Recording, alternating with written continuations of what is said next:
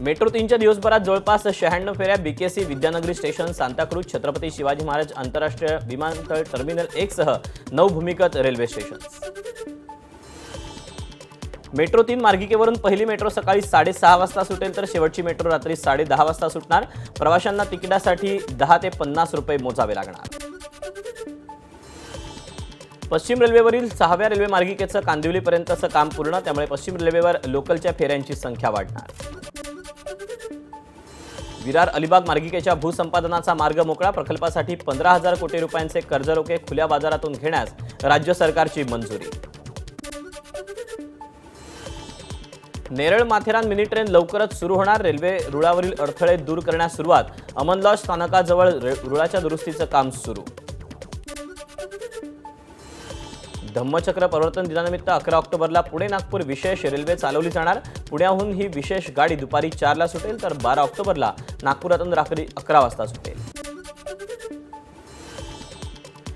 पुण्याहून भोपाळसाठी 27 ऑक्टोबरपासून दररोज विमान सेवा, इंडिगो एअरलाइन्स सेवा देणार असून पुणे इंदूर, पुणे चेन्नई आणि पुणे रायपूर या मार्गावरील उड्डाणांची संख्या वाढणार। मुंबईत नोव्हेंबरपासून पुन्हा रस्ते धुलाई, प्रदूषण मुक्तीसाठी मुंबई महापालिकेचं पाऊल। अहमदनगर शहराचं अहिल्यानगर नामांतर झाल्यावर महानगरपालिकेवर अहिल्यानगर महापालिका सुस्वागत असा फलक। पावसाळी काळात पर्यटनासाठी बंद केलेला ऐतिहासिक जंजिरा किल्ला पर्यटकांसाठी पुन्हा खुला, पर्यटकांसह स्थानिक पुरातत्व विभागानं मानले आभार। मालवणमधील राजकोट किल्ल्यावरील सर्वोत्कृष्ट शिल्पकारांकडून छत्रपती शिवाजी महाराजांचा पुतळा उभारला जाणार, मंत्री दीपक केसरकरांची माहिती। राज्यभरातील कंत्राटदारांचं उद्या मंत्रालयासमोर 1 दिवसीय आंदोलन, थकीत बिलांसाठी आंदोलन। वनमंत्री अब्दुल सत्तारांनी व्यापाऱ्यांच्या अडचणी न ऐकल्याच्या निषेधार्थ राज्यातील बाजार समित्या बंद, बंदमुळे कोट्यवधींची उलाढाल ठप्प। 98व्या अखिल भारतीय मराठी साहित्य संमेलनाच्या बोधचिन्हाचं आज अनावरण, पुण्यामध्ये राज ठाकरेंच्या हस्ते मसपामध्ये पार पडणार कार्यक्रम। विधानसभा निवडणुकीच्या पार्श्वभूमीवर राज ठाकरे वेट अँड वॉचच्या भूमिकेत, सर्व जिल्हाध्यक्ष, तालुकाध्यक्ष आणि विभाग अध्यक्षांकडून घेतला आढावा। राज्यपाल निर्देशित 12 आमदारांच्या नियुक्ती संदर्भातील याचिकेवर आज हायकोर्टात सुनावणी, महायुती सरकारनं मवियाची यादी मागे घेणं बेकायदेशीर असल्याचा याचिकेतून आरोप। मुख्यमंत्री एकनाथ शिंदेंचा आज दिल्ली दौरा, गृहमंत्री अमित शहांच्या नेतृत्वात नक्षलग्रस्त राज्यांच्या बैठकीस झाली शिंदेंची उपस्थिती।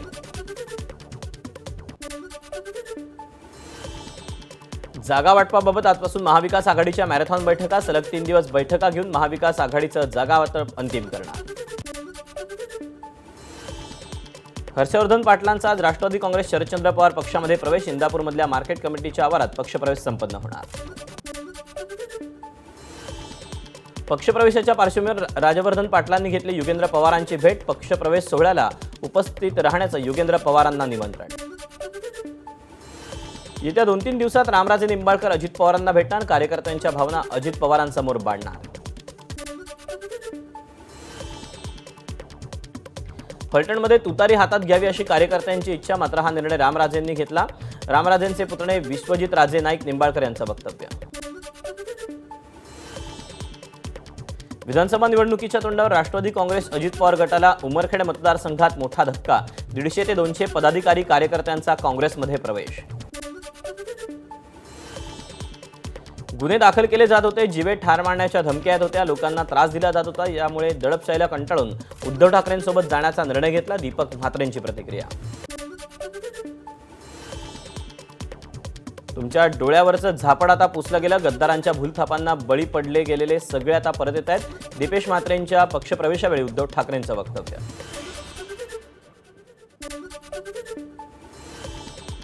लोकसभेला कल्याणमध्ये मुख्यमंत्र्यांचं कार्ट समोर होतं, तिथे गुंडशाही असून सुद्धा 4 लाख मतं मिळाली, उद्धव ठाकरेंची श्रीकांत शिंदेंवर टीका।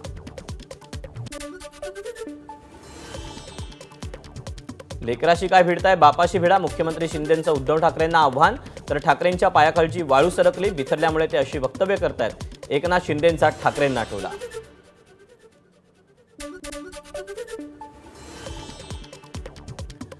उद्धव ठाकरे गारगोटी तर आपण कोण आहात? तुम्ही हिऱ्याच्या सहवासात आलेले ढेकूण आहात का? मोदी सारखे चिरडतायत, तुम्ही बघत बसताय. संजय राऊतांची मुख्यमंत्र्यांवर टीका.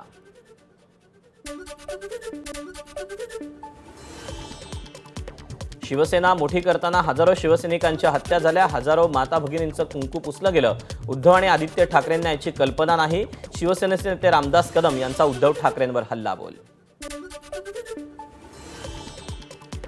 लोकसभा निवडणुकीदरम्यान कोणी किती कामं केली याची यादी तयार, पण जर विधानसभेवेळी पक्षाच्या अधिकृत उमेदवारांची जो कोणी गद्दारी करेल त्यांना पक्षानं बाहेरचा रस्ता दाखवावा. विकास ठाकरेंची प्रतिक्रिया.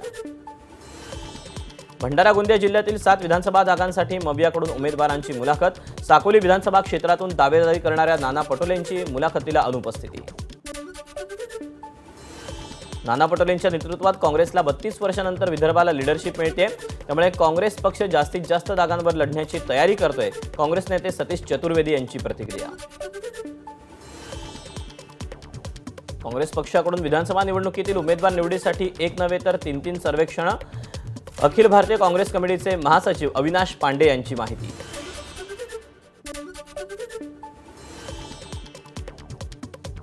नांदेडच्या नायगाव मतदारसंघात काँग्रेसमधील गटबाजी उघड. दिवंगत खासदारांच्या शोकसभेच्या बॅनरवर माजी खासदार खदगावकरांना स्थान नाही. यवतमाळमध्ये व्यावसायिक विजय चोरडिया यांनी भाजपमधून विधानसभा निवडणुकीच्या उमेदवारीसाठी दावेदारी केली आहे. सलग 2 टर्म आमदार असलेल्या संजीव रेड्डी बोतकुरवार यांना आता पक्षांतर्गत गटबाजीतून आव्हान. भाजपकडून अपक्ष आमदार विनोद अग्रवाल यांच्यावरील निलंबनाची कारवाई मागे. 2019च्या विधानसभा निवडणुकीत बंडखोरी केल्यानं निलंबन करण्यात आलं होतं. विधानसभेच्या पार्श्वभूमीवर वसई विरारमध्ये मोठा राजकीय भूकंप. बहुजन विकास आघाडीचे कार्याध्यक्ष राजीव पाटील भाजपात प्रवेश करणार असल्याची चर्चा. रावसाहेब दानवे कच्च्या गोट्या खेळलेला माणूस नाही, चांगल्या माणसांचे राजकीय मुडदे पाडलेत. भाजप कार्यकर्ता मेळाव्यात माजी केंद्रीय मंत्री रावसाहेब दानवेंचं नाव न घेता अर्जुन खोतकर यांच्यावर टीका. आम्हीही कच्च्या गोट्या खेळलेलो नाही, तिथपर्यंत संघर्षातून चालूय. कोणी कोणाला भीती दाखवायची गरज नाही. शिवसेना नेते अर्जुन खोतकरांचं माजी केंद्रीय मंत्री रावसाहेब दानवेंना आव्हान. छत्रपती संभाजीनगरमध्ये मुख्यमंत्री एकनाथ शिंदेंच्या उपस्थितीत लाडकी बहीण योजना वचनपूर्ती सोहळा. उपमुख्यमंत्री आणि अन्य मंत्र्यांची उपस्थिती.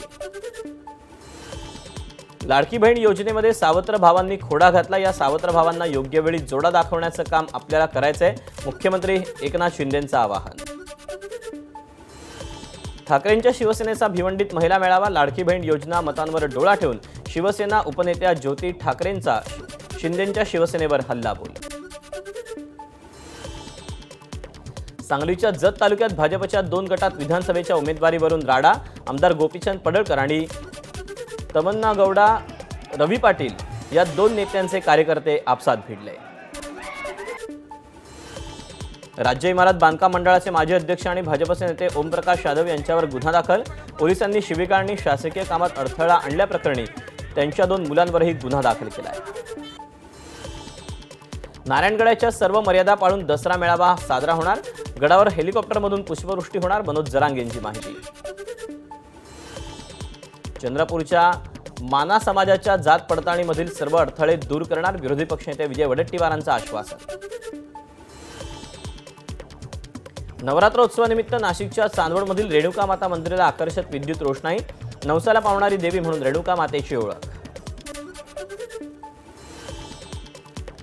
छत्रपती संभाजीनगरमध्ये बुद्धलेणी बचावसाठी आज मोर्चाचं आयोजन. छत्रपती संभाजीनगरमधील शाळांना सुटी जाहीर. अहमदनगरच्या पाथर्डी तालुक्यात बांबोरी चारीच्या 2ऱ्या टप्प्याच्या कामाचा राधाकृष्ण विखे पाटलांच्या हस्ते शुभारंभ. जवळपास 92 कोटी रुपये खर्चून चारीचा 2रा टप्पा पूर्ण होणार. नागपूर जिल्हाधिकारी कार्यालयाच्या नव्या इमारतीचं केंद्रीय मंत्री नितीन गडकरी आणि फडणवीसांच्या हस्ते भूमिपूजन. लवकरच 12 मजल्यांची भव्य इमारत उभारण्यात येणार. पंढरपूर मंगळवेढा मतदारसंघात अनिल सावंत यांनी तरुण मतदारांसाठी आयोजित केला नोकरी महोत्सव. 1000पेक्षा जास्त तरुणांना मिळाला रोजगार. मुंबईच्या गोरेगाव पूर्वात नेस्को ग्राउंडमध्ये राज्यस्तरीय ग्राम रोजगार सेवक मेळाव्याचं आयोजन. मुख्यमंत्री एकनाथ शिंदे, खासदार श्रीकांत शिंदेंची उपस्थिती. वाशिममध्ये मुलीला लग्नाचा आमिष दाखवून बलात्कार, 3 आरोपींच्या विरोधात औंढा नागनाथ पोलिसात गुन्हा दाखल.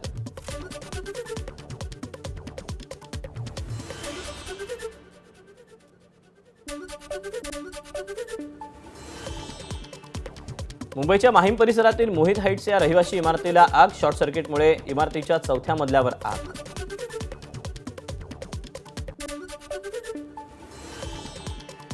जळगावच्या एरंडोल तालुक्यात कासोद्यात गॅस सिलेंडरचा भीषण स्फोट. दुर्घटनेत 8 जण गंभीर जखमी. नाशिक मुंबई महामार्गावर नवीन कसारा घाटात भीषण अपघात. ब्रेक फेल झालेल्या कंटेनरची 4 वाहनांना धडक. वाशिमच्या मंगरुळपीर तालुक्यासाठी लाठी गावात 4 एकर शेतातील सोयाबीनच्या गंजीला अज्ञातानं लावली आग. महिला शेतकरी सुर्वे यांचं मोठं नुकसान. चेन्नईत एअर शो दरम्यान गर्दीमुळे गुदमरून 5 जणांचा मृत्यू. 90हून अधिक जखमींवर रुग्णालयात उपचार.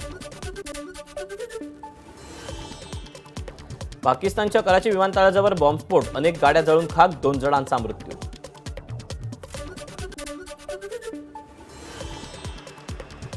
मालदीवचे राष्ट्रपती मोहम्मद मुइज्जू 5 दिवसांच्या दिल्ली दौऱ्यावर. त्यांच्या पत्नी साजिदा मोहम्मद यांचीही उपस्थिती. सूरज चव्हाण ठरला मराठी बिग बॉसचा विजेता. निकी तांबोळी आणि अभिजित सावंत आणि अंकिता वालावरकरला 90, तो ठरला मानकरी. सूरज चव्हाण बिग बॉस मराठी 5चा विजेता झाल्यानंतर खासदार सुप्रिया सुळेंनी ट्विट करून सूरजचं अभिनंदन केलं, तर पुढील वाटचालीकरता शुभेच्छाही दिल्या. बिग बॉस मराठी 5चा विजेता सूरज चव्हाणांचं उपमुख्यमंत्री अजित पवारांकडून अभिनंदन. पुढील वाटचालीकरता दिल्या शुभेच्छा. बिग बॉस हिंदीच्या 18व्या सीझनची धमाकेदार सुरुवात. या शोमध्ये वकील गुणरत्न सदावर्ते दिसणार. अभिनेत्री आणि भाजप खासदार हेमा मालिनी यांनी मथुरेतील नवदुर्गा महोत्सवात नृत्य सादर केलं. यावेळेला लोकसभेचे अध्यक्ष ओम बिर्ला यांचीही उपस्थिती होती. T20 महिला विश्वचषकात भारताचा पाकिस्तानवर शानदार विजय. पाकिस्तानचा 6 विकेट्सनी पराभव करून भारतानं पहिल्या विजयासह गुणतालिकेत खातं उघडलं. एबीपी माझा, उघडा डोळे बघा नीट.